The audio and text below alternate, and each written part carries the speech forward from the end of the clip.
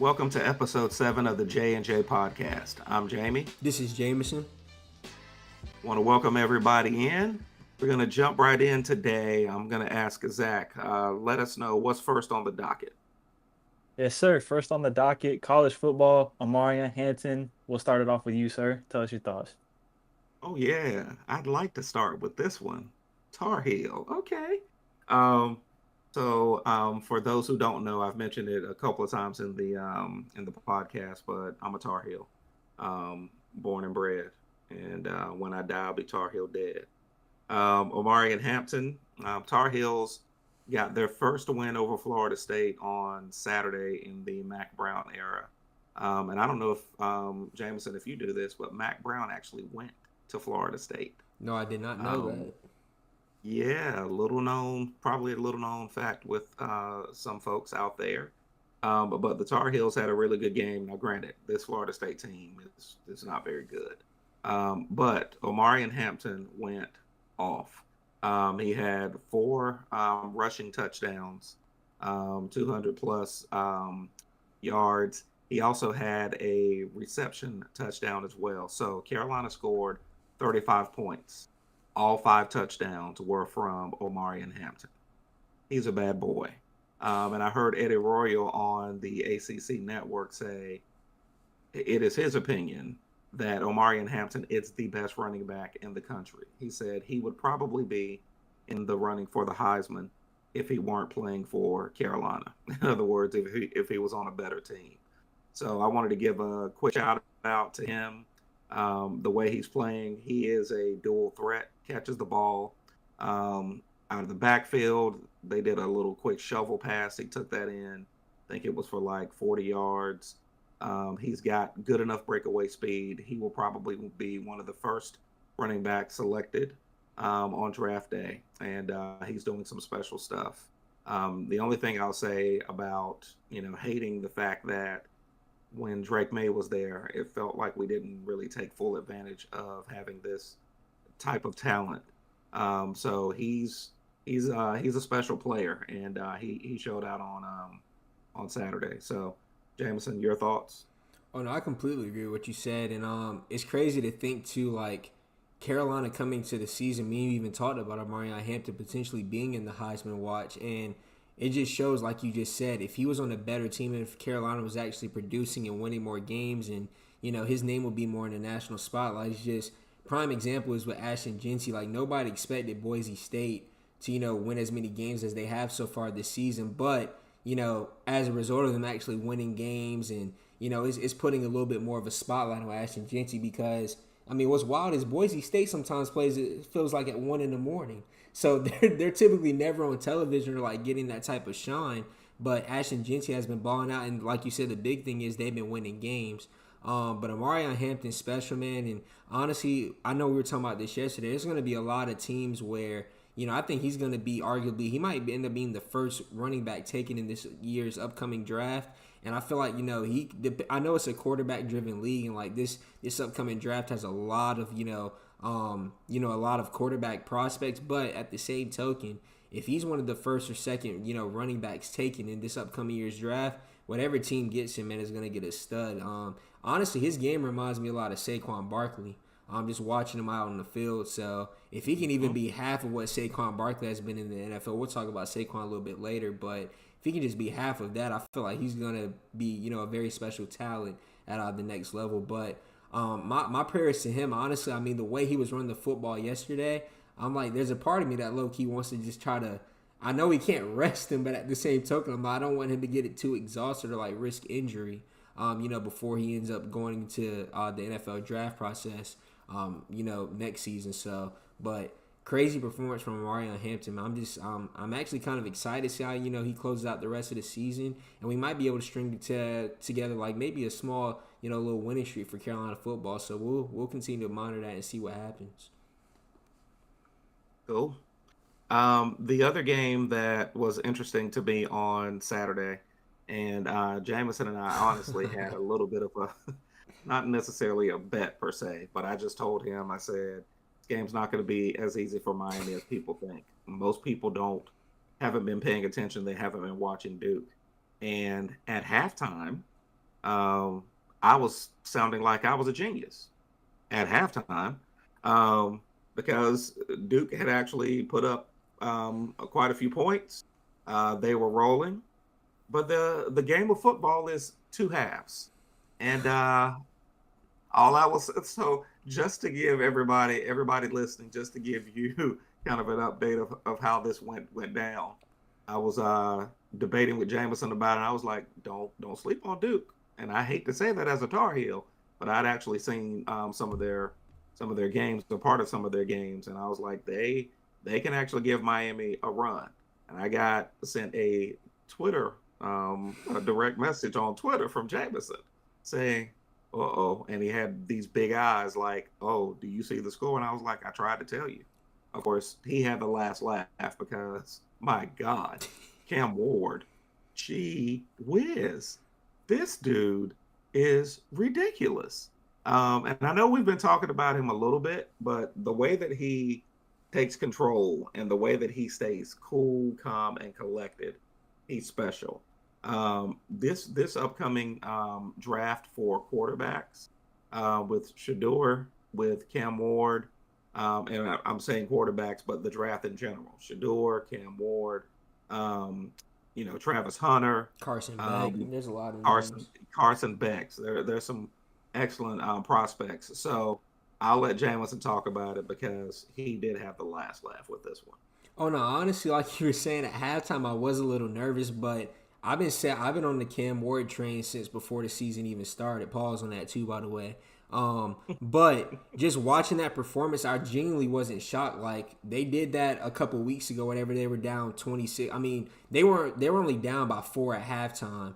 So it's not like they were getting blown out or anything like that. But I've just continued to see from Cam Ward, it's like he does not get rattled. Whether they're up 15, whether they're down 15, like he continues to stay poised and play the exact same way. And it's just very impressive to only have 17 points at halftime. They put up 36 points in the second half. And honestly, they could have put up more. They kind of just took their foot off the gas a little bit, near the end, just trying to milk clock and running the football. But Cam Ward is special. And I've said this, like, you can go back to the last couple podcast episodes.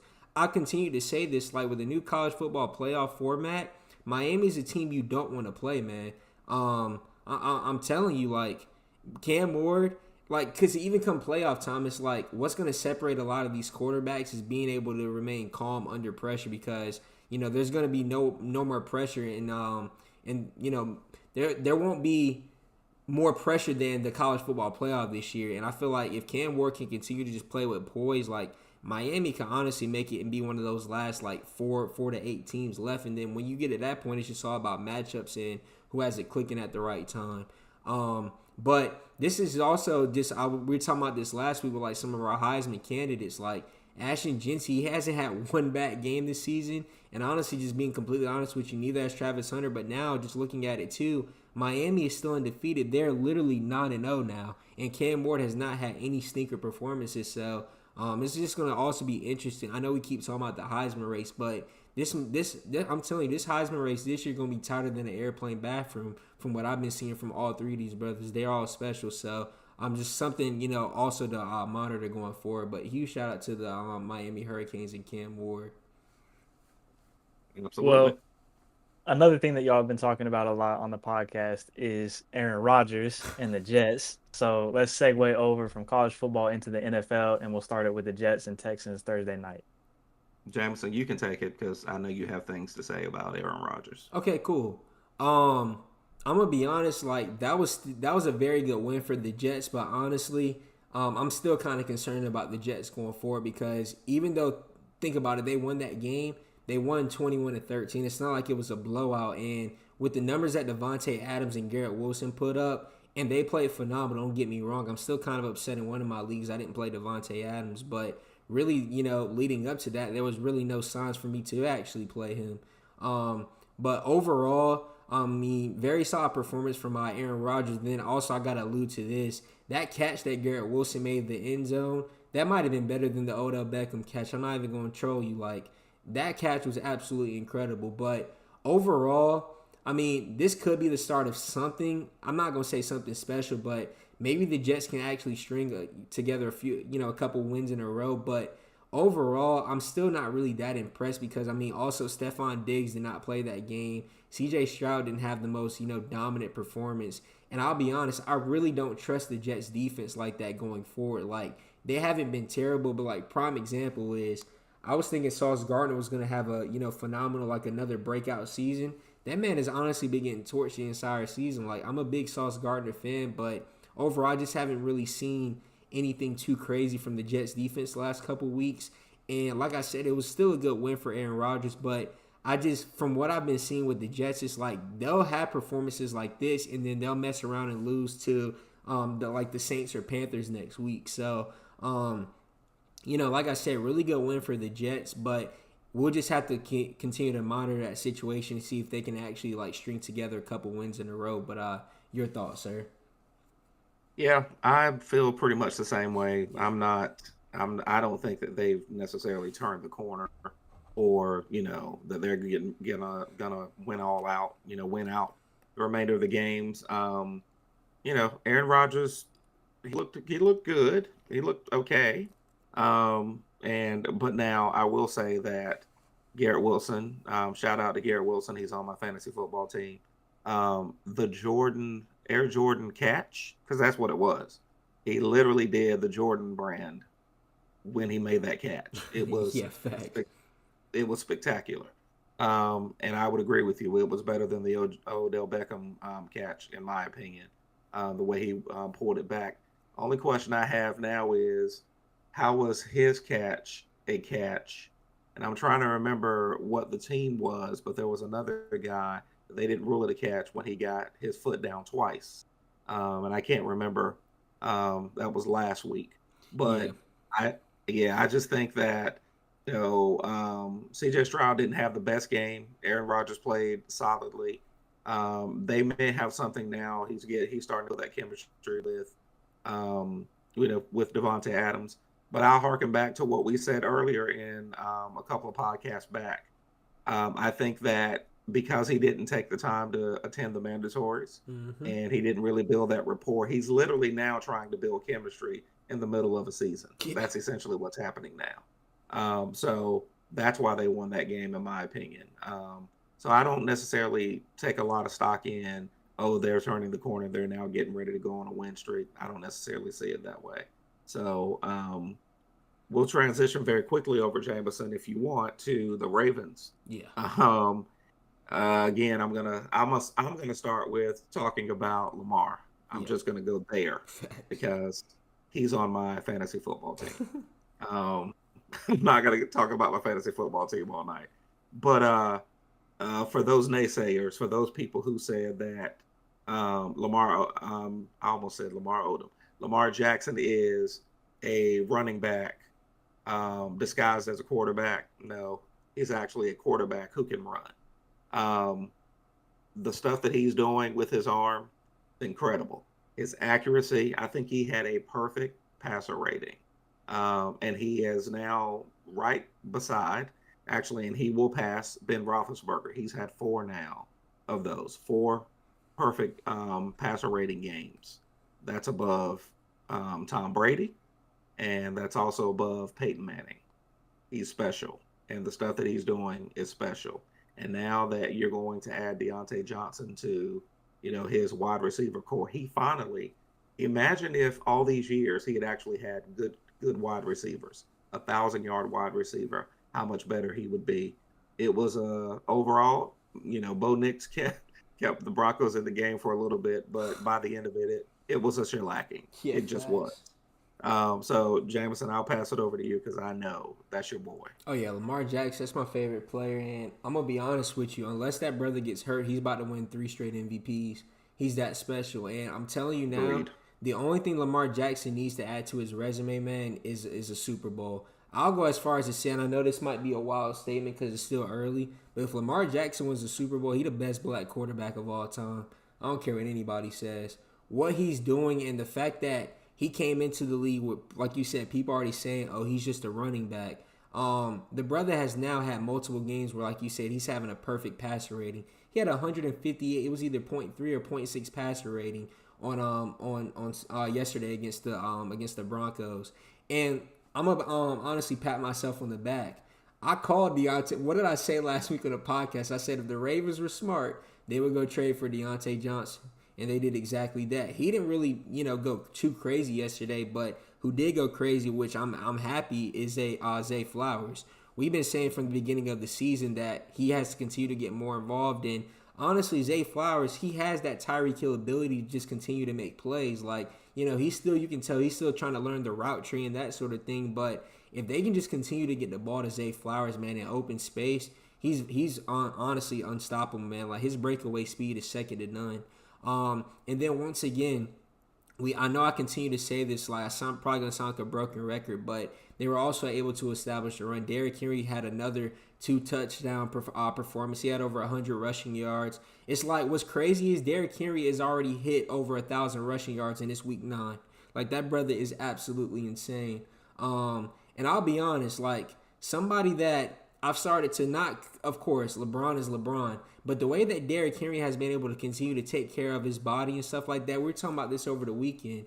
That brother literally went from almost carrying the ball over 500, like 55 to 60 times a game in high school, and he's still now at, in his 30s after having all this mileage and stuff as a running back, still putting up crazy performances. Like, right now, Derrick Henry is the best running back in the entire NFL, and like, most people didn't predict that coming into the season. But overall, man, I love the football that I'm seeing for the Ravens. They just got to continue to be consistent. And honestly, I'm just praying that Harbaugh does not mess things up and just, if the Ravens don't get in their own way, I really see them winning the Super Bowl this year. So huge shout out to them in Baltimore, man. They're doing their thing. And like I said, I really just pray that Lamar can continue to stay healthy and that overall they win the Super Bowl. But they look phenomenal once again, week to week. Real quick before we transition, I just want to say, whoever Derrick Henry's high school football coach was, he should be in jail. I mean, this dude, I think they said he ran for like 5,000 yards. He had games where he had 60 touches. One game they talked about him having, I don't even remember how many yards, but he had like 47 touches. Games where he was averaging, over 40 touches, but games where he had 50 and 60 touches. It's ridiculous. And this man is still 30 years old. I will say that about Harbaugh. At least he's not doing him dirty like his high school coach did. Thanks. But my God. And he's still this good. He's still that special. So just had to throw that in there. Yeah. Cowboys. Yeah, we can go and talk about them briefly. I'm gonna be honest. We've talked about the Dallas Cowboys the last couple of weeks, but their season's officially done. Yesterday, I'm being honest, I expected the Falcons to beat them, but it got so bad. I don't know if people also saw this clip on Twitter, but they literally zoomed in on Dak Prescott and he said, "We effing suck." And I'm gonna be honest with you, what was funny to me was I'm like, no, brother, your team might suck, but you should change that "we" to "I." But I will say what's also very unfortunate for the Cowboys right now is they just announced today Dak Prescott's going to be out several weeks with a calf injury. So, it already looked bad for the Cowboys. Now they're going to have to probably go to Trey Lance as their backup quarterback. And I really like Trey Lance, but he's also, known to turn the ball over. And it's like if Dak Prescott is not able to put up good performances, with the lack of running game, not really the best receiving core outside of CeeDee Lamb, I'm really just praying for Trey Lance, man, going forward in the next couple of weeks. I mean, maybe he can actually surprise people, and maybe the Cowboys, who knows, maybe they can actually string together a couple wins. But overall, I think their season is over now. And honestly, if I'm Jerry Jones, I would honestly go ahead and just try to start trading some of these players like Zach Martin, DeMarcus Lawrence, some of these players that, are still borderline good players in the NFL, but you can at least get something for, because this season is chopped cheese. I'm just be completely honest with you.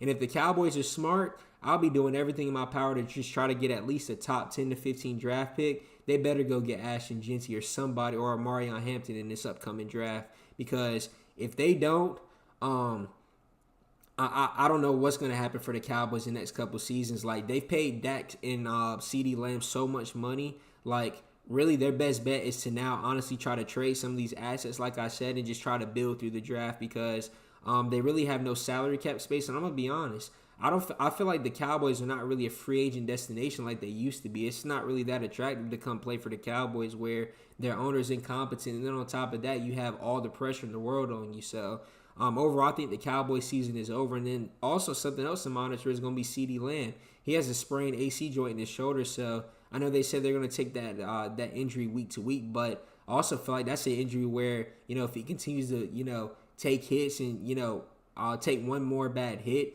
that could also turn into something that's a, long-standing injury. So overall, I think the Cowboys season is over, and honestly good enough for Jerry Jones. So hold that L, brother. Oh, once again, I took great pleasure in watching the Cowboys lose. It was entertaining. It was fun. Listen, I'm not happy that Dak Prescott got hurt. I take no pleasure in that, but I absolutely take pleasure. It could not happen to a better owner. It could not happen to a better organization for them to lose and for them to lose the way that they continue to lose.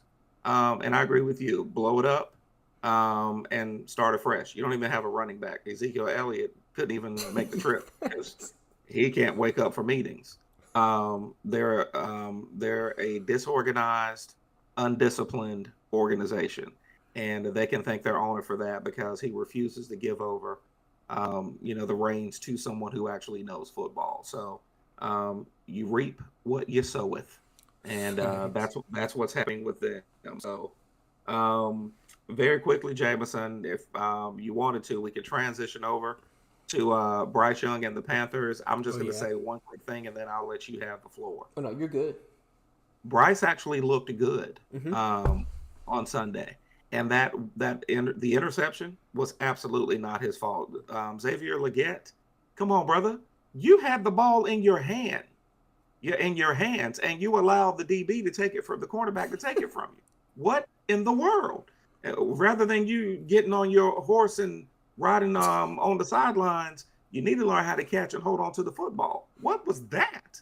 I mean, overall, he played a good game. Bryce looked good, and I have to commend him on what he did. The only thing that I will say is, what is his head coach doing? Saying, I don't know who's going to start next week. I was just about to say that. Come on, man.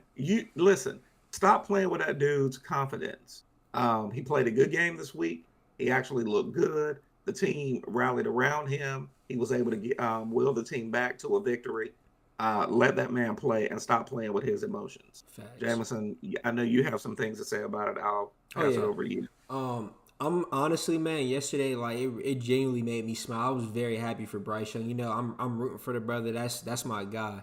But Bryce Young, man, just honestly seeing him actually smile after the game, and like you just said, like we talked about this after the game. The fact that Dave Canales was literally like, before he could even really commend Bryce Young after the game, he's already at the presser talking about, like you said, I don't know who's going to be our starter in week 10. It's like, that's what we've been talking about the Panthers. It's like, they've literally just mishandled this whole Bryce Young situation. Like you just said, he didn't play. It's not like he had 400 passing yards, but he played good enough to honestly be the starter. And like you said, that's the type of game where, that can build his confidence up, and he can continue to build upon that for the rest of the season. I don't care if the Panthers don't win another game. And looking at their upcoming schedule, they might not. But if you can continue to build Bryce Young's confidence heading into this offseason and, this summer with training camp and heading into next season, I feel like that's overall a success for the Panthers. And it's overall success for literally a quarterback that you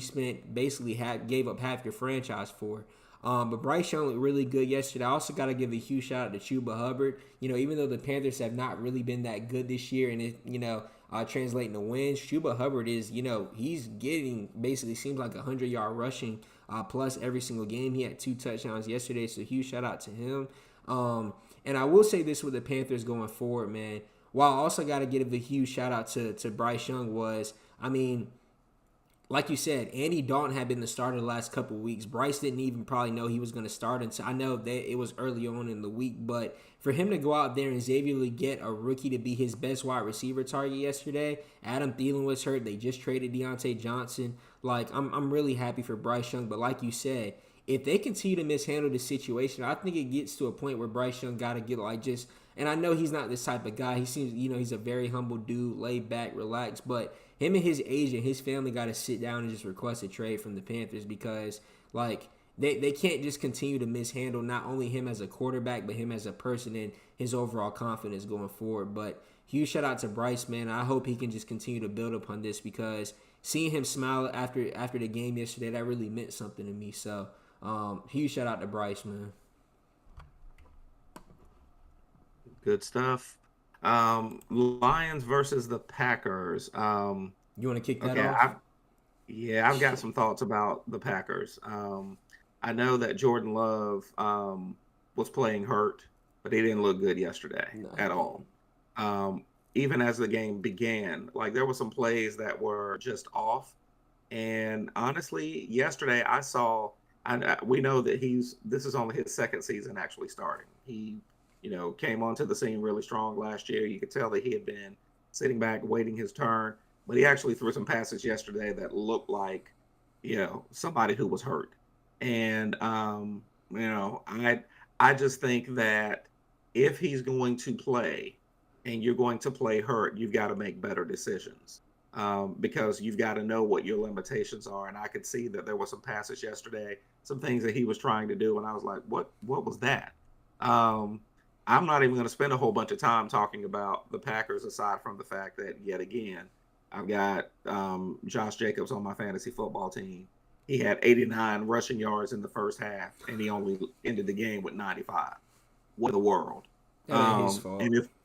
But I know, but so my point is, while Jordan Love is standing back there still trying to sling the ball with a wet football, it's rainy conditions. He's throwing ridiculous passes. You could have handed the ball off a little bit more to Josh Jacobs. I know they got behind, but they might not have gotten behind had you run the football a little bit more. Mm-hmm. They went completely away from what was working. The Lions, on the other hand, yeesh. Yeah. They are a juggernaut. It's almost like pause before I say this. It's almost they look at their opponent and say, "How do you want it?" That's we can run the football. Well, it's a song too. But how do you want it?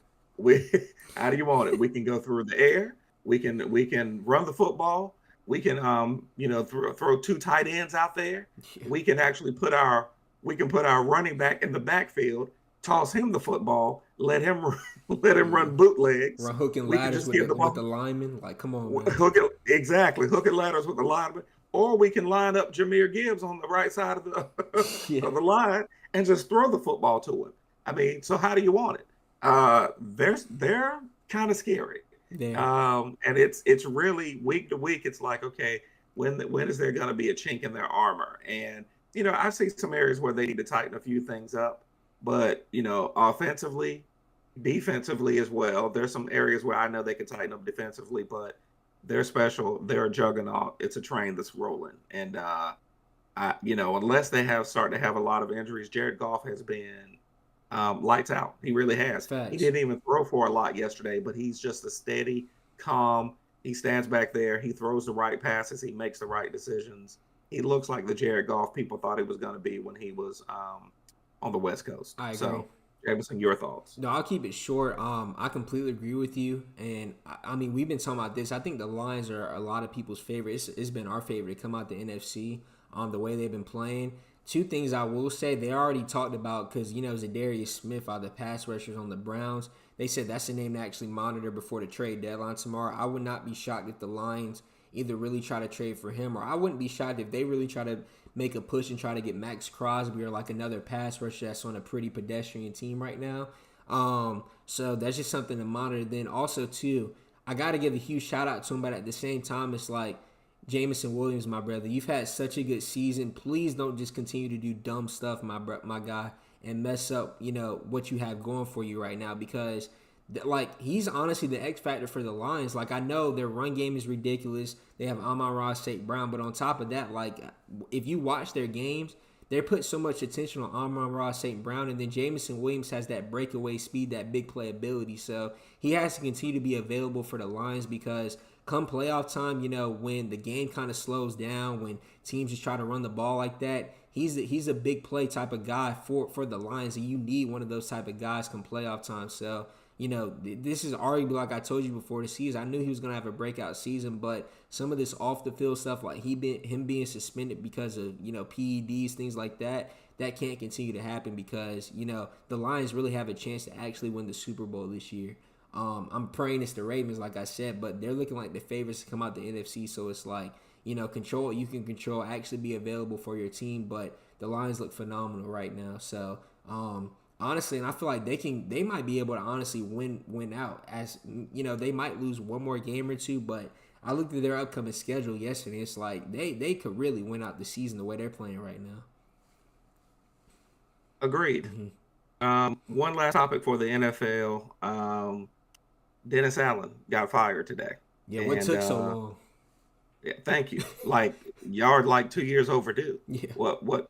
I mean, what do you want, a cookie? I mean, Dennis Allen should have been gone. Yeah. And I'm just gonna say this. There are some dudes that you look around the league and you wonder, man, how does this dude just keep getting chance? Derek Carr? Yeah, I mean, and I don't know if you saw Michael Thomas. Yes, Michael Thomas was not holding back. He went in. He wasn't wrong though. That's what's funny. He was not wrong. I mean, the way that he threw that pass and Chris Olave got slaughtered almost. Yeah. It was not pretty. So honestly, the Panthers may end up having a better season than the Saints. They have the same record. I know, and that's where we are. I think the Panthers actually have a chance of winning some more games before it's all said and done, if the coach is smart enough to continue to let Bryce Young play. So that was the only other thing that I wanted to mention in the NFL. Jameson, anything else to add to that? Oh no, I was gonna say for the Saints, was wild is too. We even talked about this after week 1. They started off the season 2-0. So like the fact, and you remember we even talked about, we were like, man, the Saints look phenomenal. Yes. But for them to now have lost 7 straight games, it's like Dennis Allen should have been gone, I think 3-4 weeks ago. I'm gonna be completely honest with you. But I will say going forward for the Saints, that's also another team to monitor before the trade deadline tomorrow, because it's like, I wouldn't be shocked if they potentially try to trade Cameron Jordan. I mean, I feel like Alvin Kamara, wants to be there, and I know they were, the whole contract thing with him, but there might be some players that get moved from that team tomorrow because they suck right now. And really, like, they could end up getting a higher draft pick with their record if they continue to lose games. But I'm really kind of disappointed with the Saints, because it's like, you start off the season 2-0, you actually have a chance to make some noise. The Super Bowl is going to be in New Orleans this upcoming year, and then for y'all to lose 7 straight games, it's like, yeah, Dennis Allen, go and pack your bags, my brother. And I'm gonna be honest, for his sake, he'll probably get another opportunity, but like compared to someone like Robert Saleh, like I don't know if that opportunity is gonna come that fast, because the Saints actually have a solid roster. For them to lose 7 straight games, a lot of teams are probably gonna look at that and just be like, bro, like you were the problem. So yeah, and then I think the last thing we're gonna talk about when we keep this brief is the Washington Commanders. They are now 7-2, which is absolutely insane. It's like, Jaden Daniels has continued to play amazing. Terry McLaurin had a really good game yesterday. Austin Eckler had, a touchdown. They honestly just have a very balanced attack. And it's like, one thing I can honestly see watching that team is they're very selfless. Like, I think nobody cares who gets to shine. Like, they're just really clicking on all cylinders. And like I said, man, I said this a couple of episodes ago, Cliff Kingsbury has really made that offense flow and just made things very easy for Jaden Daniels. So we've been said that we think overall they're going to win the division, and right now it's really just between them and the Eagles. But huge shout out to the Commanders. Well, speaking of someone that needs to pack their bags with Dennis Allen, we can shift over to the NBA and talk about Doc Rivers and Darvin Ham with the Bucks. So, Jay, why don't you start us off and talk about the Bucks? I'm going to say this, and I know it was rumored this week, but I really feel like the way the season is going, Giannis Antetokounmpo might really just try to get up out of there soon. And I will say this, as bad as Doc Rivers has been, I'm really not going to put all the blame on him. I know a lot of people want to do that. But at the same token, I will give the Bucks this. Chris Middleton is not there, and I'm going to be honest, man. I've been saying this since the trade happened. I don't think Damian Lillard really wants to play in Milwaukee. Like, you can kind of see it from game to game. He had 41 the other night. Giannis had 34, and they still lost. And it's just, I'm gonna be honest, watching their games, Giannis and Dame, they just don't mesh and they don't play well together. Like, one thing I've noticed is everybody talked about, that pick and roll between them was gonna be unstoppable. The best pick and roll action that the Bucks have is between Brook Lopez and Damian Lillard, because One thing that I've quickly noticed about Giannis is he's not really good at setting screens and being that role man. Like, the most effective action that the Bucks had in the pick and roll with Giannis was when Drew Holiday was there. Because Drew Holiday's a willing passer. It's like Dame wants to get his. And for Dame to be the most effective, he has have the ball in his hands. Same with Giannis. It's like when Giannis is putting up crazy numbers, it's because he's able to ISO, he's able to rim run, he's able to have the ball in his hands. So overall, I think the biggest mistake that the Bucks have made, and is really showing these last 2 seasons, they should have never traded Drew Holiday. Like, Drew Holiday was literally that glue guy, the reason why they won the championship that year. And it shows, like, literally, as soon as Drew Holiday gets traded, he goes to the Celtics, makes a phenomenal impact on that team, and they win the championship. So overall, I think long term that I think the Bucks will actually figure it out and start to turn it around, but I just don't see them having enough to be able to win the championship because Giannis and Dame, their 2 best players, they just don't mesh. And like I said, from the start, everybody knows that Damian Lillard should be, a part of the Miami Heat right now. But what's going to be wild is, Dame can end up being the odd man left out because I'm telling you, I think Giannis is really close to just trying to get up out of there. And I could actually see him going to the Miami Heat. So we'll just continue to monitor the Bucks going forward. But also, too, man, salute. They also got Darvin Ham on that sideline. So no disrespect to Darvin Ham, but like even what Scottie Pippen Jr. was saying the other night, how Darvin Ham pretty much criticized his defense. That brother came in and locked up Damian Lillard. So I just think people really are kind of not really taking the Bucks seriously right now. And I feel like once Chris Middleton turns back, they can actually, kind of get on a small winning streak. But I honestly predicted me like a top 3 or 4 seed. But going forward, I don't know, man. They might end up being like a 6-7 seed because Giannis and Dame they can't figure it out. But your thoughts, sir?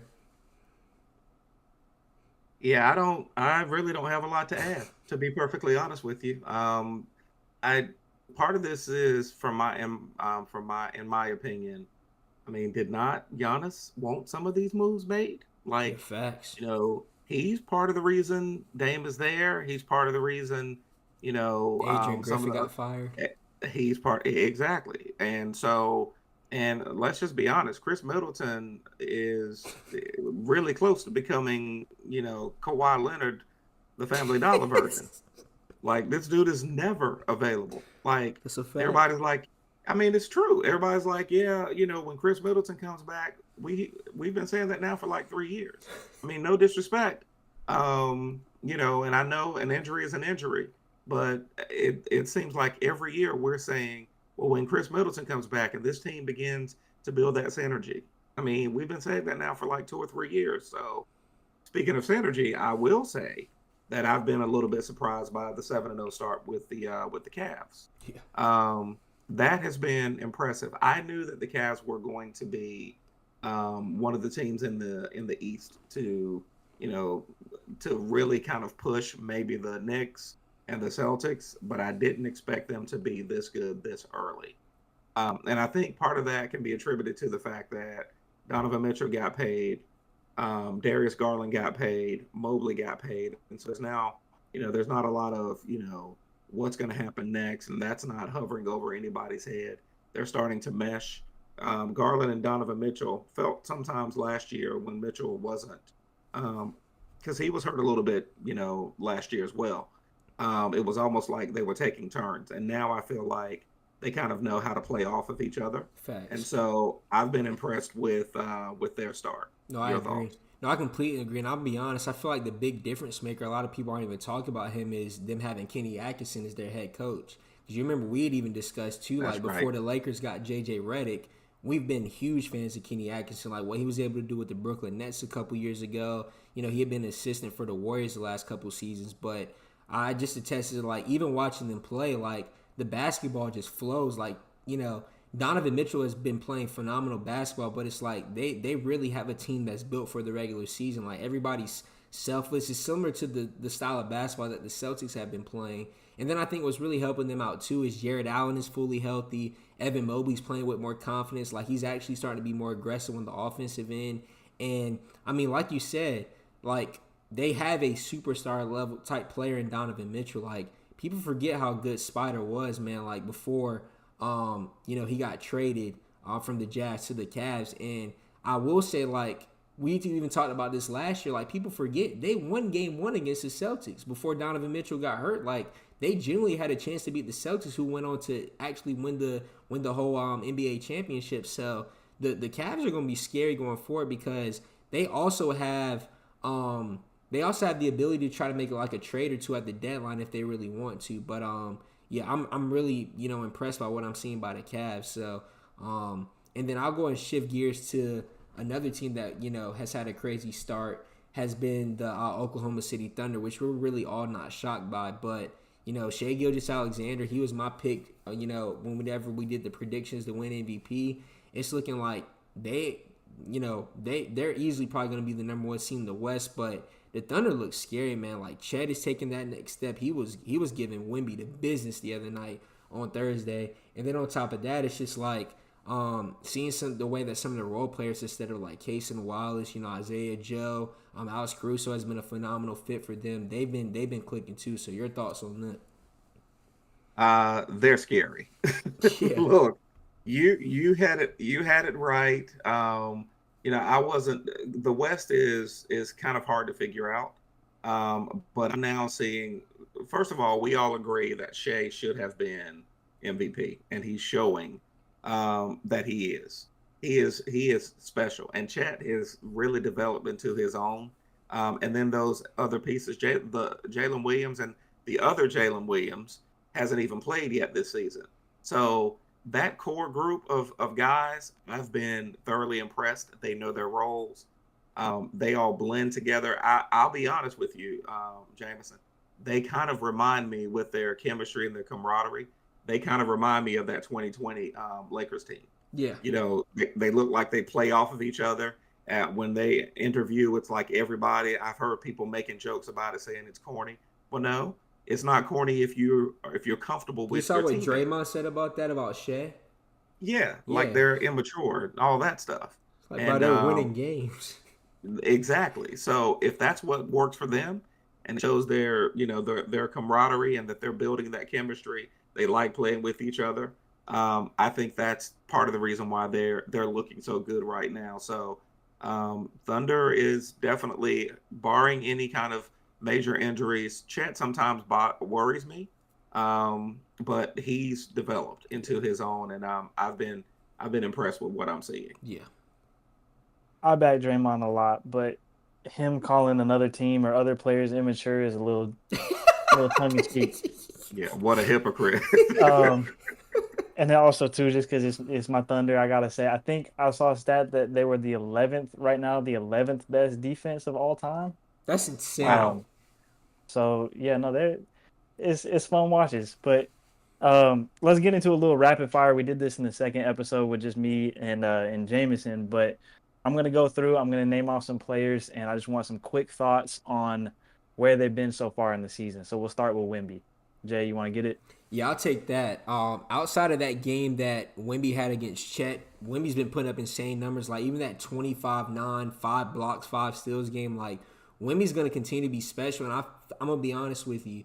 Wemby just really has to work on his post moves, because I'm just, as good as he is, he just settles for a lot of jump shots, in my opinion. But Wemby, I'm going to be honest, in the next season or two, he's going to be he's going to be clear-cut the best player in the entire NBA. He's doing some special things. Okay, Mr. Rich. Yeah, I like Wemby too. Jameson, you like him more than I do. I still think he has areas to develop, because you can't be 6'5". I'm sorry, 7'5". Yeah, you can't be 7'5" and getting 5 rebounds in a game. I'm sorry, just can't happen. And I saw that happen. I think it was last week. He can still be bodied, so he needs to develop his body a little bit more. Even though I remember last year when the Lakers played them and he and Anthony Davis were going at it, the way Anthony Davis is playing right now, somebody like that could give him the business. Yeah. Now, will he get his? For sure. But some of that is because he's standing out there. So I know this is rapid fire, so I'll keep it moving. Well, next up, you're looking like Jameson, Jalen Green. Yeah, Jalen Green, my guy. And I predicted this, man, on our NBA, like the preseason special, but I think Jalen Green is going to ultimately end up being an NBA All-Star this season. It's well-deserved so far. The only thing is, for the Rockets, man, they just got to be able to close out games and start stringing together some wins, because I think they're 3-3 right now, and like they've had multiple games where they could have won. Honestly, they could be 5-1 right now in my opinion. But Jalen Green, he started off this season hot, and I hope he can continue to keep it up because the Rockets look really scary right now. What about you, I sir? agree. Yeah, I agree with you about Jalen Green. He's looking real special. Udoka has that team discipline. Only thing I'll say about the Rockets and Jalen Green, because he's the star, I still think that they could use maybe one more like seasoned NBA player, like another guy who's been in the league for a little bit and who can still bring these guys along. Dylan Brooks being your veteran to me is somewhat of a problem. So I really feel like if they got another, strong veteran who can still contribute, so that's a good person to have in the locker room, they can take that next They need step. an Al Horford type of guy. That's all they Yes, need. that's a good example. Yeah. Absolutely. Okay, number 3, Devin Booker. Oh, D Book been going crazy. And I'll be honest, he's playing at an MVP level right now. And one thing that I can already tell, we both talked about it because of his role he played on that Olympic team. But Devin Booker's starting to I'm watching these games. He's starting to take more of a leadership role. And then on top of that, he's playing phenomenal on-ball defense. So even the other night, he's also picking his spots. He's able to defer to KD and actually play off the ball more. But that game, for example, where they were down by 20 plus to the Clippers, he just completely took over. So I love what I'm seeing from Devin Booker right now, and if he can continue to keep that up for the Suns, like we kind of predicted, they'll be a top 3-4 seed in the West, no doubt. Yeah, Devin Booker's been balling. I agree with you. Right now, I still have Anthony Davis as the lead for MVP. So I'm obviously biased. But the fact that Booker this year doesn't have to have all the responsibility for being the point guard and having all those responsibilities, I think it's allowed him to play a lot more freer basketball. And I will say, and Jameson, we've discussed this in the past, the dudes that come off of the Olympics, come out of the Olympics, tend to take their game up another notch because they've now played every during the Olympics, they're playing with the best of the best. And so I've seen it over the years. Those guys that play in the Olympics during the course of the season, you start to see another level that they get to. So I'm impressed with what I'm seeing from him.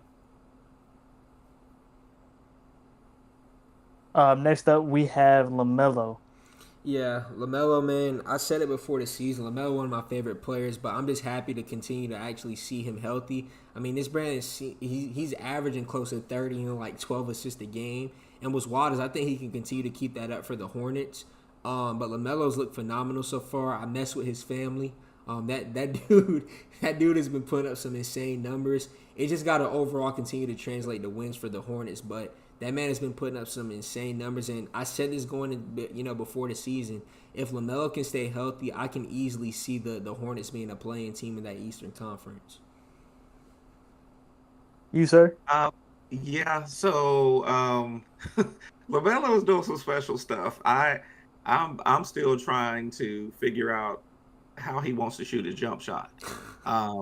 I'm not talking about the form. I'm trying to figure out, does he want to just shoot it as a standstill? Does he want to shoot it as a one-legged jump shot? Does he want to shoot it as a fadeaway three? He's doing one-leg fadeaways at this point. Exactly, one-leg fadeaway. So he's playing really, really good basketball. The Hornets, I mean, I want it to, eventually turn into wins, but it's fun to watch them play because they play a fun brand of basketball. Brandon Miller.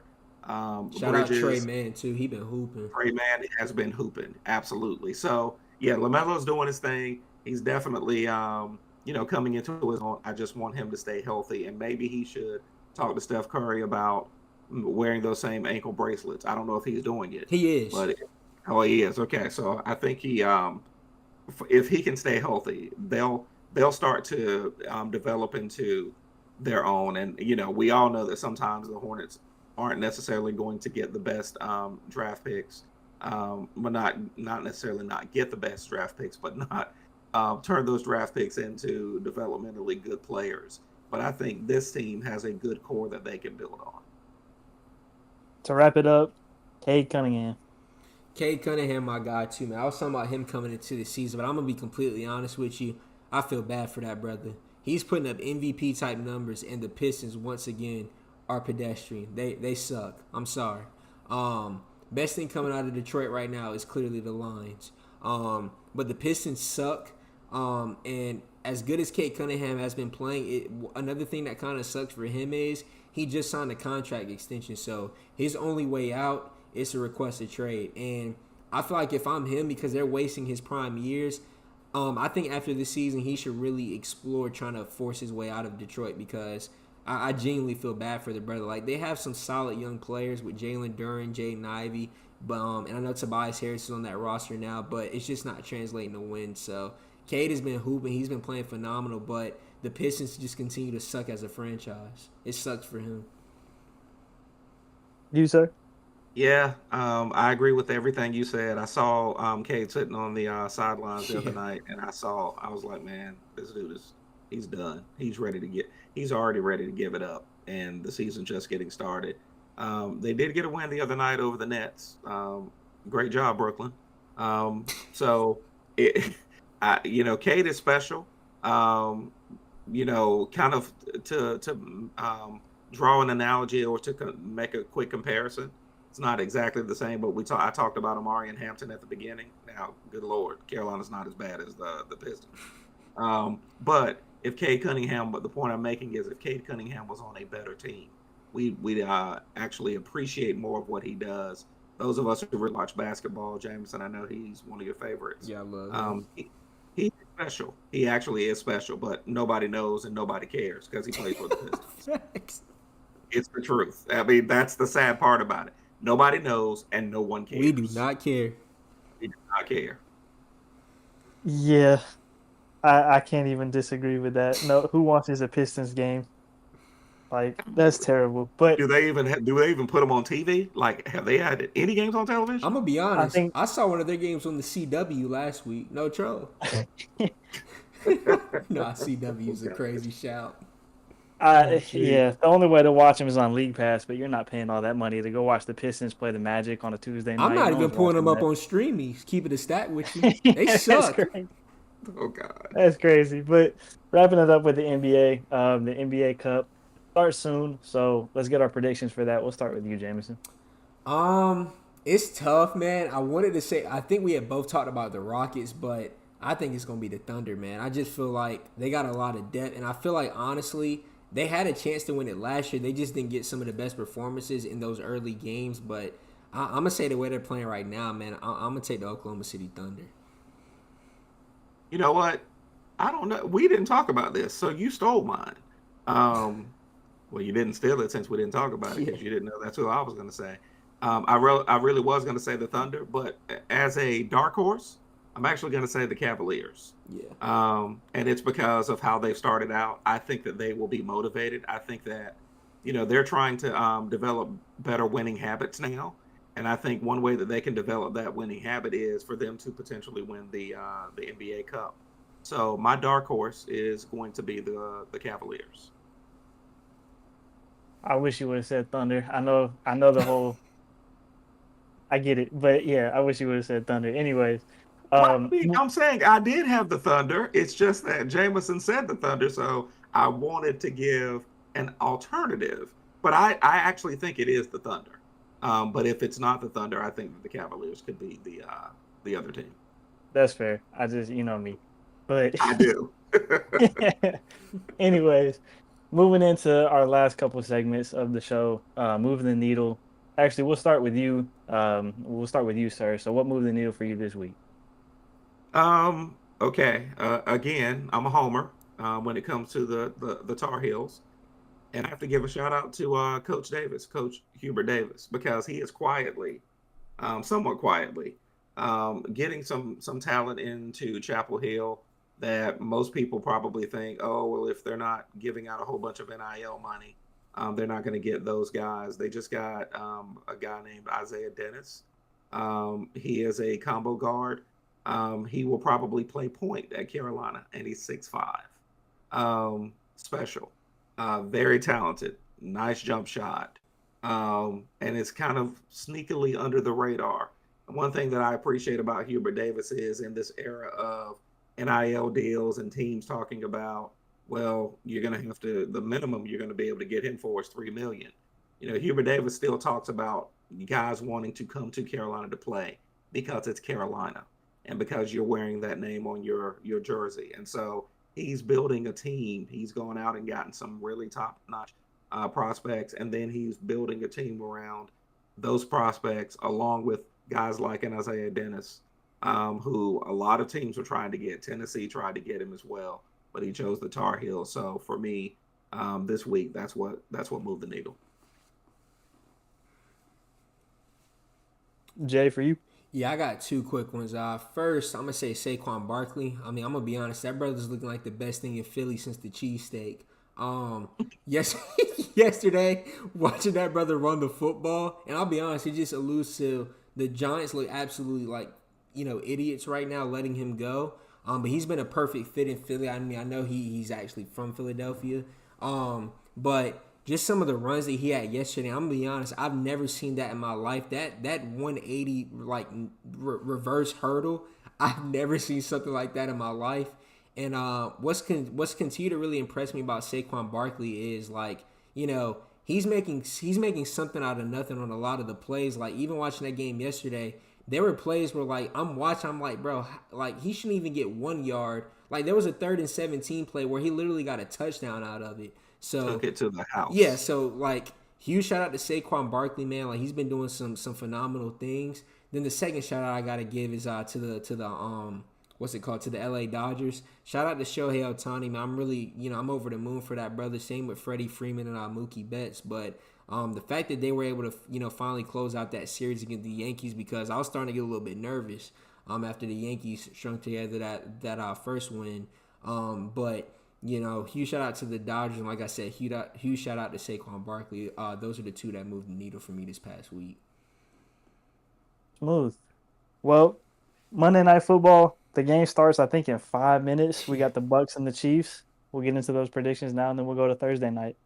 I'm gonna take the Kansas City Chiefs. I think they're gonna remain undefeated, and part of that is because Baker Mayfield is gonna be throwing to the tight end and Vita Vea. That brother has no receivers to throw to, and Vita Vea is a defensive tackle. Just throwing that out there, if you didn't know that, just to show you who the lack of weapons that Baker Mayfield has right now. But I'm gonna take the Kansas City Chiefs. What's wild is I actually think the game is gonna be relatively close, but I think the Chiefs pull it out.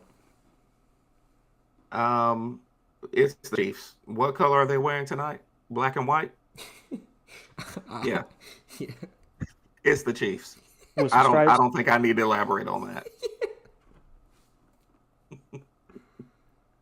Just for the record, because I'll say this next week, I need 6 points from Kareem Hunt to win my matchup this week. So if that doesn't happen, I'm gonna be very salty next week. But Thursday Night Football, and we'll wrap it up there. Ravens and the Bengals. Yeah, I'm gonna take the Baltimore Ravens. I mean, no bias there. I love Lamar and the Ravens, but actually, and the quick thing I'll say about that matchup too is just looking. I think this is actually arguably gonna be the best Thursday Night Football matchup we get the entire season. I'm really looking forward to that game, especially what happened in the Bengals Ravens game a couple weeks ago. But I think the Baltimore Ravens are gonna close that game out and win that game on Thursday. I would have to agree with you. I think it'll actually be a better game because you can see that Joe Burrow's getting comfortable. The Bengals are looking a little bit better, but Lamar Jackson is on another level right now. Yeah. He is the best player in football, in my opinion, right now. He's doing everything. And so I'm going to go with the Ravens. I think it'll be a close game, because it's a rivalry game. Yeah. But I have the Ravens winning it on Thursday night. So I think that's it for today. Oh, I have one more quick thing.